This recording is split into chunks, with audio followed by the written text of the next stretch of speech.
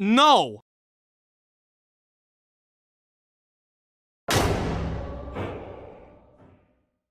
Before I Wake is the one and only Flanagan feature I have still yet to touch. I've caught snippets of it, but never in its entirety. Flanagan is easily one of my favorites working in horror right now. Everything he has done, he manages to outdo himself in one way or another. Ever since Oculus came about, as divisive as the movie is, I was on his side. His 2016 contained thriller Hush. While I disliked it upon first viewing, I have since developed an appreciation for it. In between, he also did the much beloved Netflix horror series The Haunting of Hill House, leading up to his most recent release, Dr. Sleep, which also divided the audience. After all these years, I can at least say that I enjoy everything he had directed since Oculus. Before I Wake follows two foster parents who just welcome a new kid in their home, but soon they realize there's something really magical and potentially dangerous that'll take place once he falls asleep and starts dreaming. This is Flanagan's third feature, and he continued with his habit of taking the role as an editor in his own films.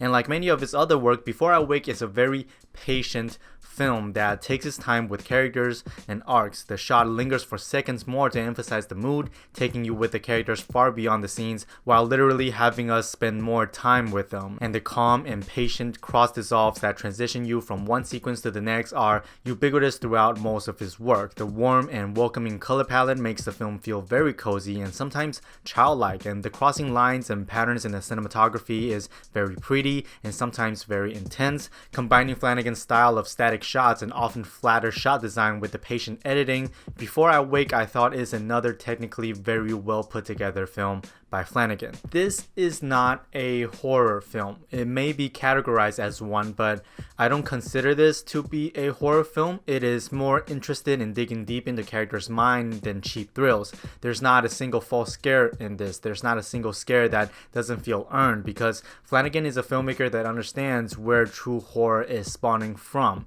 It's not a guy jumping out of a closet and giving you a big jump. Rather, in this case, is the guilt and the trauma that haunts us the most. And the reason why I love this film is exactly that. Before I Wake is a family drama disguised as a horror film. Every performance and casting in this is terrific. I think it has an added layer to your run-of-the-mill average horror because everyone is directed as if they're not even in a horror film. It feels like you're watching an insanely good melodrama. The character relationships are the one single most important thing in Flanagan's filmography, and I feel like that's one of the biggest reasons why earlier in his career he was already separating himself with a lot of people working in horror, and that's why now he is one of the few horror filmmakers who get the benefit of the doubt from me alongside many audience members. The beautiful string-heavy score with a touch of piano melodies composed by the Noon brothers, who made one of my favorite horror scores of the past few years with The Haunting of Hill House, co-written by Danny Elfman,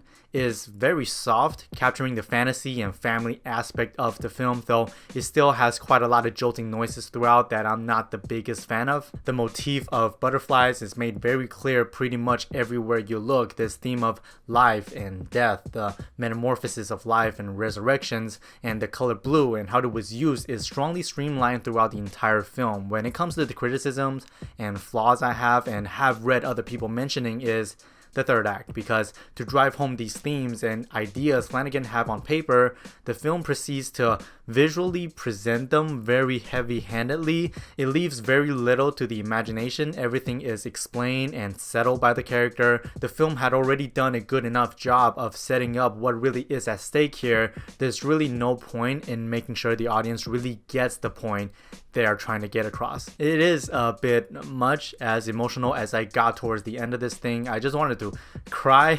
Many reviews touch on the slow pacing on the second act as we see our main character doing similar things repeatedly. To that I understand.